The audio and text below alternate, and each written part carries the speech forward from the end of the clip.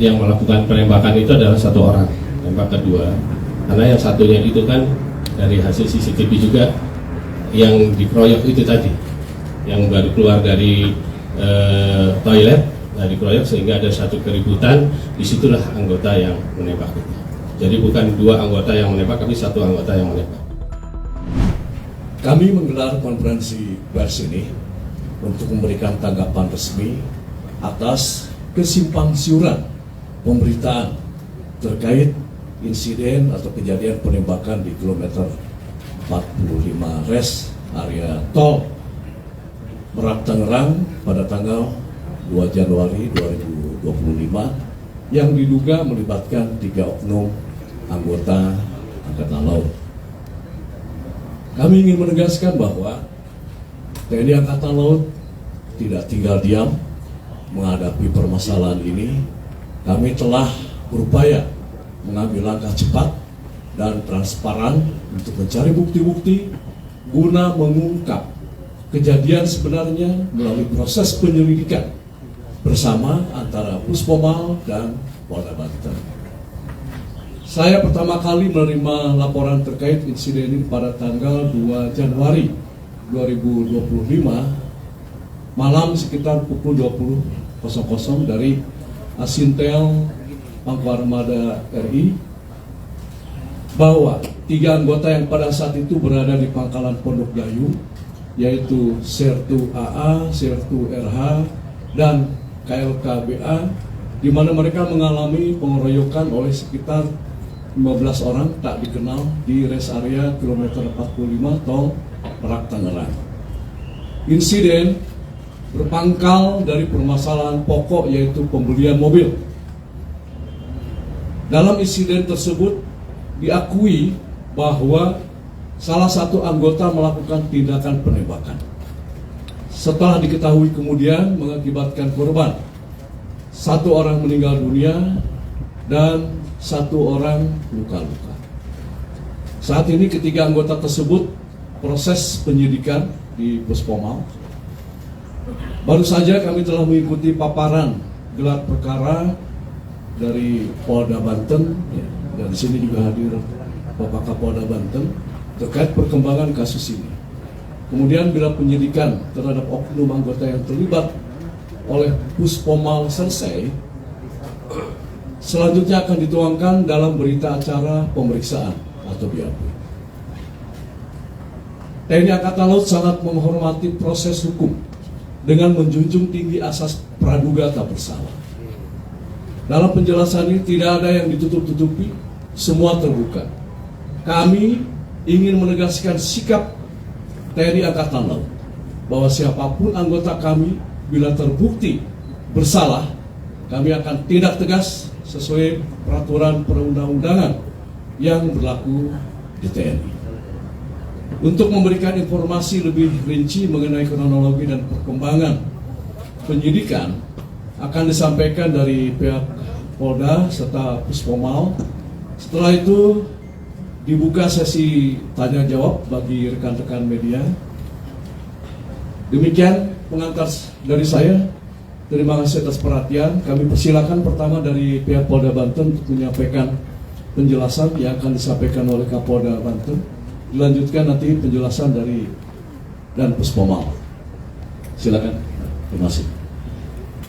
Baik, terima kasih Bapak Panglima. Assalamualaikum warahmatullahi wabarakatuh. Salam sejahtera untuk kita sekalian. Yang saya hormati Bapak Pang Armada RI, Laksamana Madya TNI Dr. Denny Hendrata, SE MM CHRMP. Yang saya hormati para PJU Ormada RI, Bapak dan Puspomal, Laksda TNI Sasmita Esa, dan seluruh awak media yang saya cintai dan saya banggakan.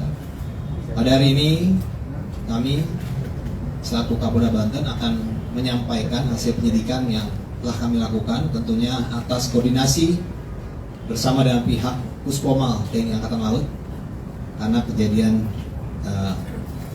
yang berakhir adanya penembakan itu bermula dari kasus penggelapan terhadap sebuah kendaraan yang ditangani oleh Polda Banten. Kami akan sampaikan Yang pertama, kasus ini dilaporkan kepada kami terkait dengan tindak pidana penggelapan sesuai dengan pasal 372 KUHP. Sesuai dengan laporan polisi yang diterima oleh Polsek Rajek, Polres Kota Tangerang, tanggal 2 Januari 2025. Pelapornya adalah Saudara Agam Muhammad Nasruddin, yang tinggal di daerah Taman Raya Rajek, Desa Mekarsari, Kecamatan Rajek, Kabupaten Tangerang. Waktu dan tempat kejadian penggelapan ini adalah di CV Makmur Raya, ya, tempat rental kendaraan. Pukul 00.15 ya, dilakukan penyewaan di Taman Raya Rajek Blok I 15 RT 015 RW 005 Desa Mekarsari, Kecamatan Rajek, Kabupaten Tangerang. Yang disewa adalah Honda Brio warna orange, nomor polisi B2694 KZO ya. Yang disewa oleh seorang warga Pandeglang bernama AS. Yang selanjutnya AS ini menyerahkan ya, setelah dia menyewakan diserahkan pada Saudara IH ya, yang saat ini masih DPO. Kemudian Saudara IH ini bukan hanya dia dititipkan kendaraan oleh AS saja, tapi juga dia menyiapkan ya KTP palsu dan KK palsu ya, atas nama AS ya, atas nama AS. Ya tentunya ini sebagai syarat dokumen penyewaan kendaraan. Untuk bisa menyewa dia harus menggunakan KTP dan KK, tapi dia menggunakannya KTP dan KK palsu. Kemudian dari Saudara IH, dia menyerahkan lagi ke Saudara RH. Ya. Nah,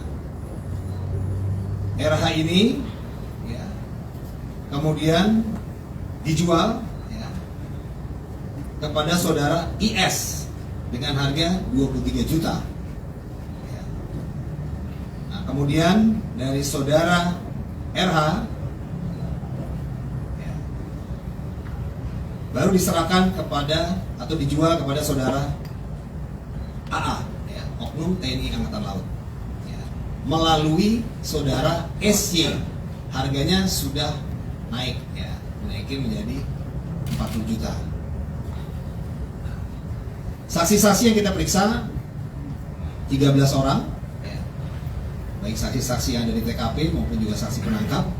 Kemudian barang bukti yang kita amankan, yang pertama adalah surat BPKB kendaraan Honda Brio warna orange tahun 2021 Nopol B2696 KZO.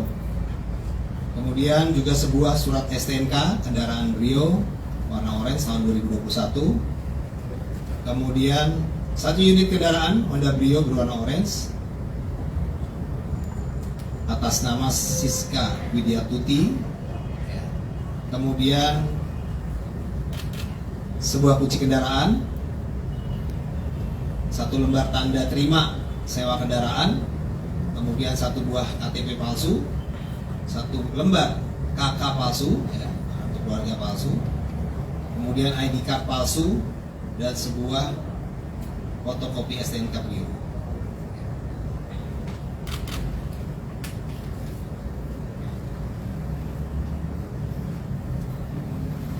Jadi itu ya, proses daripada penggelapan ya, rangkaian yang tadi saya sampaikan, sehingga mobil Brio ini setelah dikuasai oleh oknum anggota TNI AL ya, kemudian dibawa, yang rencananya disewa itu untuk digunakan ke daerah Sukabumi ya.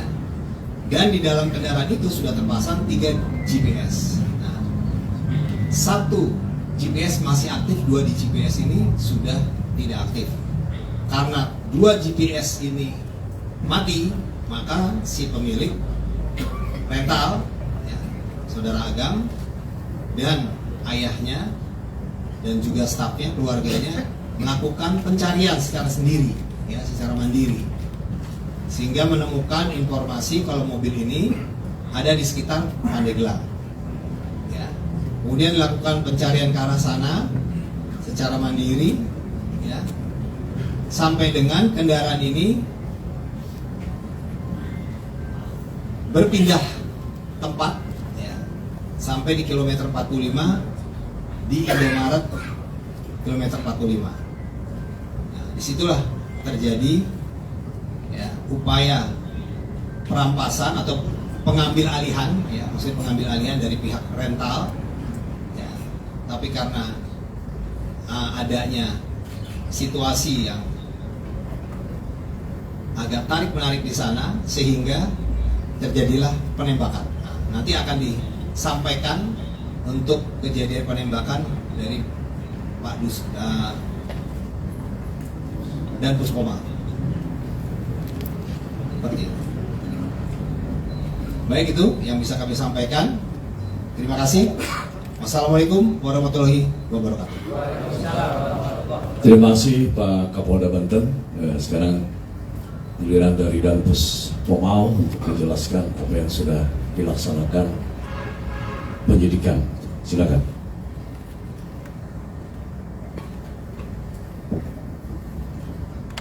Bismillahirrahmanirrahim. Assalamualaikum warahmatullahi wabarakatuh. Yang terhormat Panglima Armada RI beserta seluruh PCU, saya hormati Kapolda Banten, Panglima Armada 1 dan rekan-rekan wartawan. Pertama-tama saya mungkin menyampaikan sekali lagi selamat tahun baru. Kemudian saya pribadi menyampaikan ucapan bela sungkawa kepada pihak keluarga atas kejadian ini. Kejadian dan musibah ini tentunya kita tidak menginginkan semuanya, tidak menginginkan ini akan terjadi. Mungkin itu sudah kehendak yang Maha Kuasa, tapi saya selaku Dan Puspoma ketika mendengar berita dan informasi kejadian tersebut, kami langsung mengambil langkah-langkah. Dari hari kami menerima juga hampir sama dengan Panglima Armada, itu hari Jumat malam. Kemudian kami Sabtu pagi langsung bergerak. Mohon maaf kepada rekan-rekan wartawan kalau pada saat hari Sabtu banyak yang menghubungi saya dan saya tidak angkat, bukan berarti apa, karena pada saat hari Sabtu juga saya ada satu kegiatan yang tidak bisa saya tinggalkan sehingga handphone saya tidak terfokus ke situ. Saya berada di Cirebon melaksanakan peresmian masjid dan sekaligus bakti sosial. Tetapi staf kami pada hari Sabtu itu sudah bergerak mencari bukti-bukti awal dan berkoordinasi dengan institusi yang terkait, terutama dengan pihak kepolisian, dengan Polda Banten khususnya.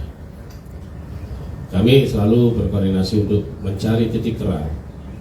Dari hasil penyidikan itu benar bahwa penembakan yang terjadi di kilometer 54 dilakukan oleh oknum 45 dilakukan oleh oknum TNI Angkatan Laut.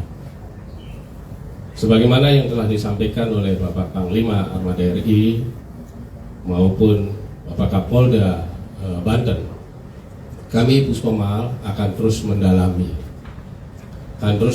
dan sekarang sudah dalam proses penyidikan. Pelaku sudah kami amankan. Kami dari jajaran TNI Angkatan Laut, sebagaimana disampaikan oleh Panglima Armada RI, kami akan selalu terbuka dan akan menyampaikan fakta apa adanya. Apabila ada satu keterlibatan yang betul mengarah pada suatu tindak pidana, jajaran polisi militer tentunya akan memeriksa sesuai dengan ketentuan hukum yang berlaku. Maka dari itu kami mohon kepada rekan-rekan wartawan, berikan waktu kami untuk melakukan ini. Kami bekerja terus, bahkan bukan hanya siang, tapi siang malam kita melakukan pengejaran, melakukan pengumpulan saksi-saksi dan pengumpulan barang-barang bukti yang ada yang terkait dengan peristiwa ini. sehingga peristiwa ini akan terang apa sih yang sesungguhnya akan terjadi. Tetapi secara gambaran tadi terjadi penembakan sebagaimana yang telah disampaikan oleh Bapak Kapolda tadi. Itu lebih gamblang tuh dari Bapak Kapolda, dan nanti akan kami dalami lagi sehingga peristiwa ini betul-betul akan menjadi terang. Yakinkan kepada kami bahwa kami jajaran TNI Angkatan Laut akan memproses sesuai dengan ketentuan yang berlaku. Yakinkan itu. Ya, karena sampai dengan saat ini kita banyak sekali kejadian-kejadian yang selalu melibatkan anggota TNI Angkatan Laut. Ya, apabila itu terbukti, dan kita akan langsung kepada proses-proses hukum. Seperti, mohon maaf kalau saya singgung sedikit, peristiwa Nias. Mungkin ada satu pembunuhan di Nias pada saat pencalonan masuk anggota TNI AL, dan kita proses, dan itu sudah putusannya adalah seumur hidup, dan itu kita proses. Bahkan itu yang melakukan, mohon maaf, yang melakukan penipuan tersebut, pembunuhan tersebut adalah anggota Pomal itu sendiri, seorang bintara. Ini sebagai bukti bahwa TNI Angkatan Laut akan konsisten dengan penegakan dan komit dengan penegakan hukum itu sendiri. Mungkin sedikit itu yang saya sampaikan proses, karena sampai dengan saat ini masih terus bergulir proses itu kami laksanakan, dan pelaku sudah kami amankan, dan beberapa barang bukti juga sudah kami terima baik dari Polda maupun yang dapat kami temukan di lapangan. Demikian, terima kasih. Assalamualaikum warahmatullahi wabarakatuh.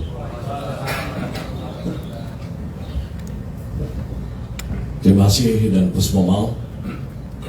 Saya juga mau izin menyampaikan belasungkawa terhadap keluarga korban yang meninggal dunia maupun yang luka, sehingga pada kejadian ini sebetulnya memang harus kita kebut ya, supaya dapat kebenaran dan keadilan. Selanjutnya dipersilakan kepada rekan-rekan media untuk bertanya. Nah, silakan.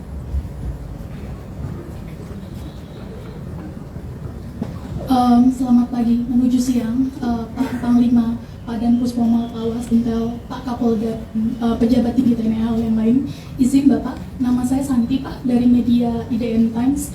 Ada 2 pertanyaan yang ingin saya tanyakan ke pihak TNI AL dan 1 pertanyaan untuk Bapak Kapolda Banten. Yang pertama Pak, ke Pak Dan Puspomal dulu. Berdasarkan pemeriksaan awal, itu kan ada 2 korban yang terkena luka tembakan dan 1 meninggal. Apakah yang menembak adalah 1 orang menembak 2 orang yang berbeda, atau 2 orang masing-masing menembak 1? Karena berdasarkan informasi yang media terima, yang diamankan sejauh ini ada 2 anggota TNI AL. Begitu. Kemudian ke Pak Pangku Armada, Pak izin, di media sosial dan di publik itu terbentuk persepsi bahwa oknum anggota TNI AL ini diduga membackingi begitu. Jadi bukan seperti yang digambarkan oleh Pak Kapolda, menjadi pembeli dari mobil yang mungkin mereka tidak tahu bahwa mobil itu sebenarnya sudah digelapkan dari pelaku pertama yang menyewa mobil dari korban begitu Pak. Bagaimana tanggapan TNI AL terhadap persepsi yang sudah kadung terbentuk di ruang publik ini? Itu. Kemudian untuk Pak Kapolda Banten, izin Bapak, sebelumnya kan korban juga sempat mengaku kepada media gitu, sebelum mendatangi pelaku sempat meminta bantuan pendampingan kepada pihak kepolisian, tetapi diragukan karena diduga adalah pihak leasing, bukan pemilik dari mobil yang akan diambil, karena ada indikasi GPS itu nonaktif sehingga dikira akan dicuri gitu Pak. Apakah sudah terkonfirmasi, karena kan diperiksa oleh Propam ya Pak saat ini, itu bagaimana hasil pemeriksaannya, dan apa alasan menolak memberikan pendampingan bantuan kepada korban yang ingin mengkonfrontir pelaku yang diduga akan mencuri mobil itu? Terima kasih Pak.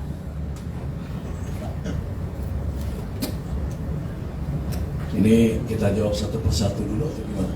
Ya, kita jawab satu persatu aja dulu ya.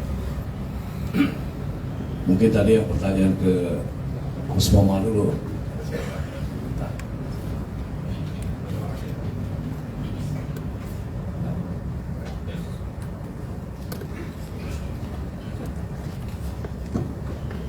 Terima kasih Pak atas pertanyaannya. Jadi yang melakukan penembakan itu adalah satu orang, tembak kedua.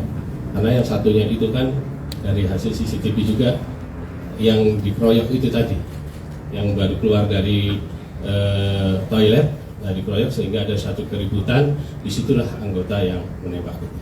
Jadi bukan dua anggota yang menembak, tapi satu anggota yang menembak. Dan semua anggota sudah kita amankan.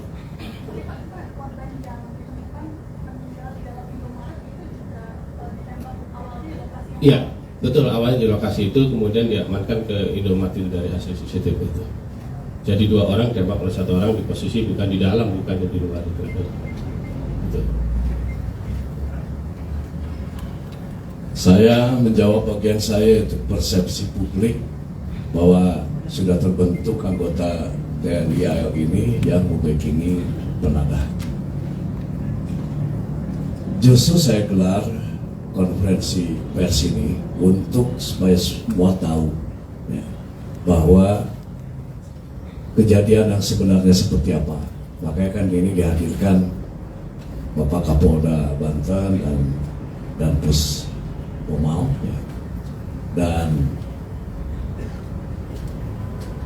informasi awal yang saya terima itu ya, pengakuan langsung ya, dari 3 anggota ini ya nanti kan tergantung kepada hasil penyelidikan dari dan Puspoma ya sementara ini kita melihatnya ini adalah murni sebagai pembeli karena ingin memiliki sebagai kendaraan untuk pribadi, dan nanti mungkin akan dijelaskan oleh dan Puspoma bagaimana rangkaian tadi sudah disampaikan ya kan, bagaimana kejadian itu juga nampak tidak ada rasa bersalah ya kan, dan itu ada rangkaian dari menurut pengakuan dari salah satu anggota ya, itu kan tadi disebutkan oleh Bapak Kapolda beli dengan 40 juta, dan itu kan mobil diambil tanpa surat, dan itu ada perjanjian ya, mungkin nanti akan didalami benar apa tidak ya, itu nanti dari dan Puspoma. Nah sebetulnya harga itu juga belum selesai ya, tadi kan bukti transfer DP 40 juta ya, dan itu ada di dalam pemulihan itu kan awalnya dari online seharga 135 juta. Nah karena si penjual itu tidak bisa memberikan surat STNK dan BPKP, makanya perjanjian ya, dan sebetulnya itu sudah mau di cancel ya kan, nggak jadi lah gitu kan. Nah tapi ya ujuk rayu tadi situ akhirnya ya dibawa juga. Nah mungkin ini bisa salah satu yang bisa dikembangkan ya kan, karena kami dapat laporan kan tidak hanya sekedar ini, pangkalnya pasti masalahnya pasti saya sebagai atasan ya kan, mereka juga ingin mendalami supaya saya bisa melihat ke dalam ini prajurit ini melakukan apa ya, dan tentu kita tidak punya kewenangan untuk melaksanakan penyidikan ya, dan tanpa ada kerjasama ini tentu tidak akan bisa dapat diselesaikan di pengadilan. Terjawab ya Mas. Baik, terima kasih. Kami akan menyampaikan terkait dengan apa yang ditanyakan, bahwa memang betul ada peristiwa saudara Agam ya, bersama saudara Samsul dan 3 orang lainnya, jadi berlima, sebelum kejadian penembakan di TKP kilometer 45 itu sempat datang ke Polsek Cinangka ya, Polres Cilegon. Nah, datang sekitar pukul 02.30 waktu Indonesia bagian Barat. Kemudian diterima oleh anggota piket yaitu Brigadir Dery Anggiani dan Bribka Dedi Irwanto ya. Nah, terjadi komunikasi di sana ya, bahwa saudara Agam menyampaikan bahwa mobil rentalnya itu dibawa oleh penyewa ya, yang dibawa ke arah Saketi Pandeglang. Nah kemudian disampaikan juga bahwa GPS-nya tinggal satu yang aktif, yang dua sudah tidak aktif. Jadi diduga sudah ada upaya untuk melakukan penggelapan, gitu kan. Nah, anggota kami, Saudara Bribka Dery, ini dilaporkan karena adanya dugaan penggelapan rental, ya, dan situ ada sedikit diskusi antara rental dan leasing. Nah, dilaporkanlah ke Kapolseknya untuk meminta petunjuk. Nah, pada saat melaporkan kepada Kapolseknya, Bribka Dery ini tidak utuh melaporkannya.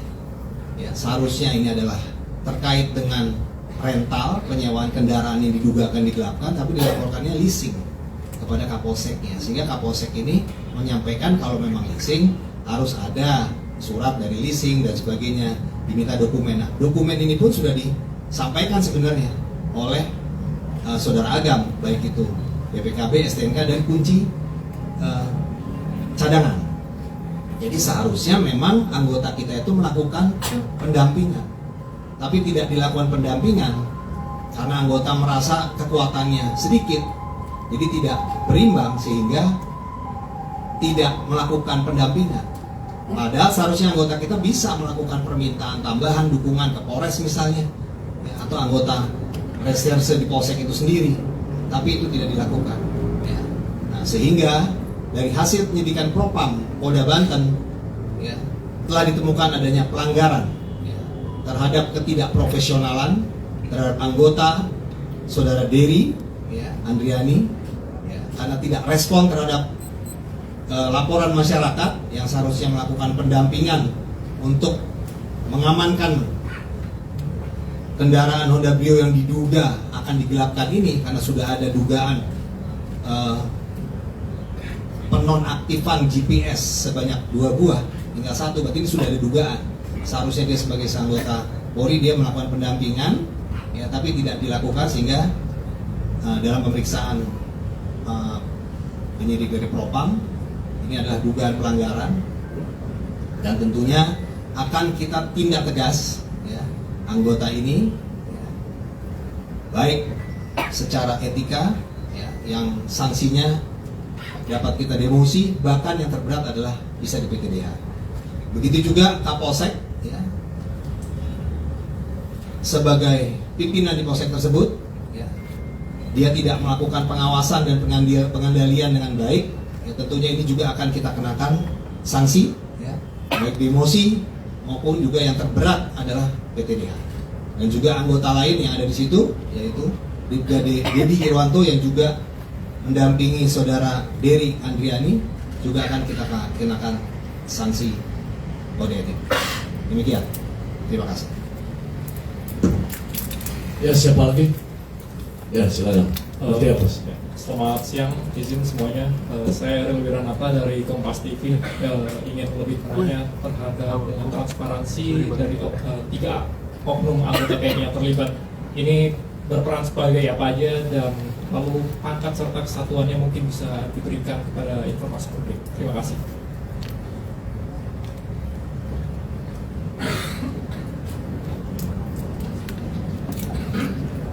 Terima kasih. Mungkin ini ada 2 pertanyaan, peran dan satuan. Yang peran nanti dari penyelidikan atau dari penyidikan, ya. Tapi kalau misalnya bicara satuan, 3 orang itu, 2 dari satuan Kopaska Armada 1, ya, dan 1 itu adalah KRI Bontang, ya. Mungkin itu jawabannya, ya.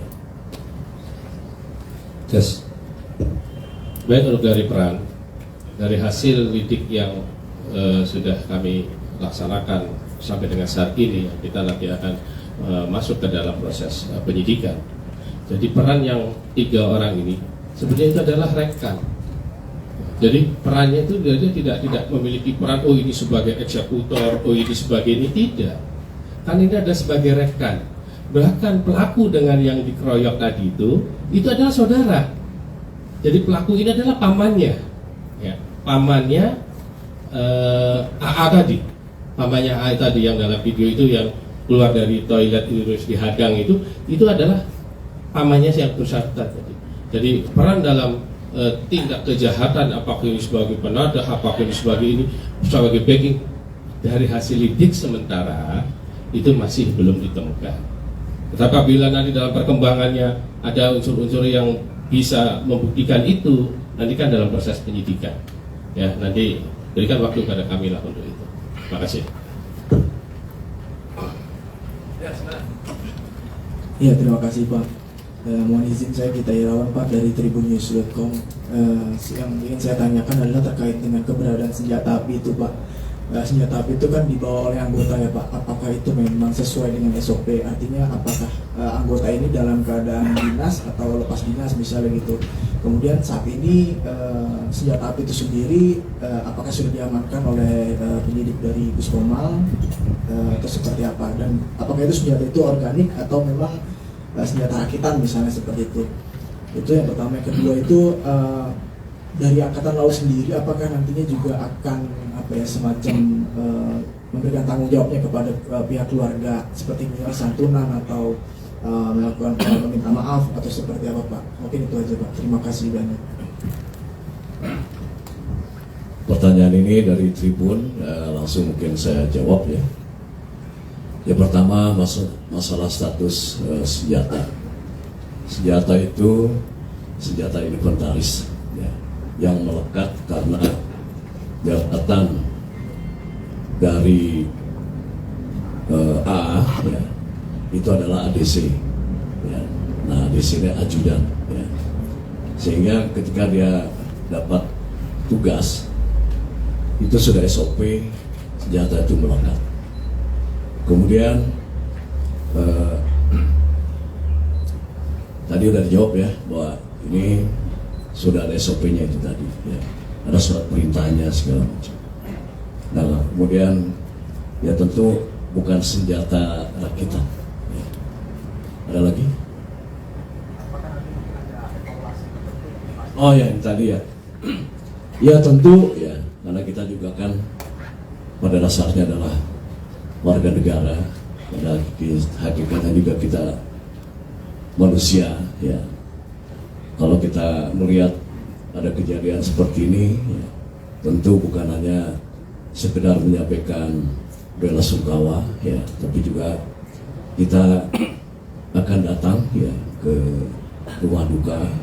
Nah, saya belum memastikan waktu karena sebetulnya ini kan masih beberapa hari yang kita juga tidak tahu ini ya mau kemana ya, dan baru terang benderang ada alamat segala macam itu dari Pak Kapolda. Jadi sekali lagi ya tentu saja bela sungkawa dan mungkin nanti ada bantuan untuk bisa kami berikan kepada mereka. Ada lagi, Mas? Ya.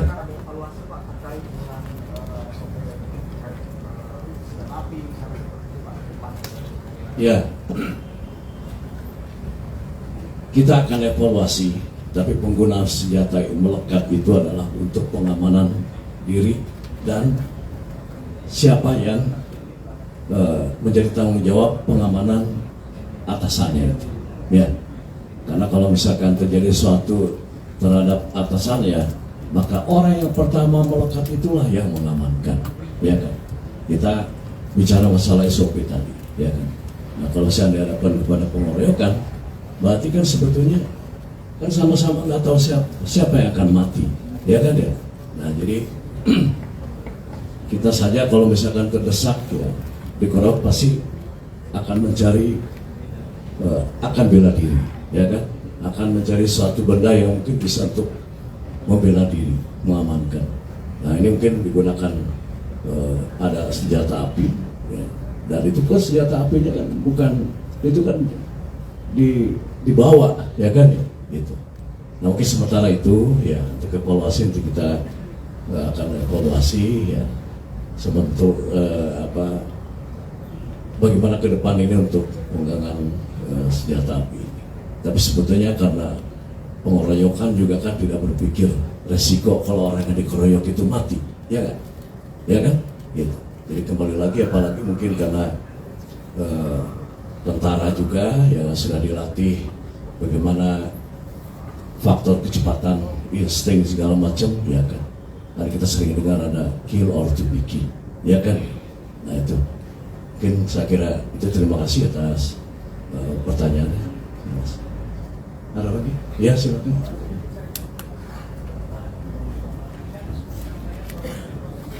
Mike.